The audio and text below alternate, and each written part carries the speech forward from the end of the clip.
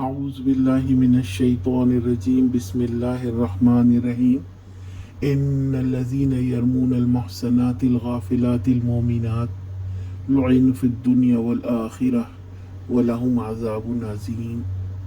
جو لوگ پاک دامن بے خبر مومن عورتوں پر تہمت لگاتے ہیں ان پر دنیا اور آخرت میں لعنت کی گئی ہے اور ان کے لیے بڑا عذاب ہے۔ کسی معصوم بھولی بھالی اور شریف عورتوں پر تہمت لگانے والے دنیا اور آخرت دونوں میں لعنت زدہ ہیں۔ پھر اس شخص کا کیا حال ہوتا جس نے اللہ کے رسول صلی اللہ علیہ وسلم کی بیوی پر تہمت لگانے کی جرات کی۔ یہ ان پر اللہ کا فضل تھا کہ اللہ تعالیٰ نے انہیں معاف کر دیا۔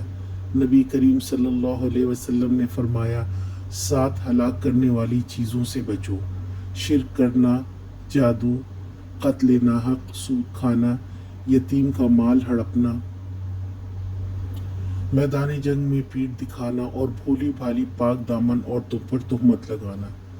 طبرانی کی روایت میں ہے کہ پاک دامن عورتوں پر تہمت لگانا 100 سال کے اعمال کو ضائع کر دینے کے لیے کافی ہے۔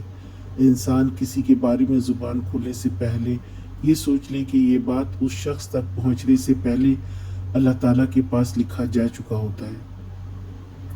اگر اس کا یقین ہو تو کوئی بھی ایسی بات کرنے سے ڈر جائے گا۔ یاد رکھیں، ہم نے آج کسی کا پردہ رکھا تو کل روز قیامت اللہ پاک ہمیں رسوائی سے بچا سکتے ہیں۔ وہ تو غفور الرحیم ہے۔ آج کا سوال: 7 ہلاک کرنے والی چیزیں کیا ہیں؟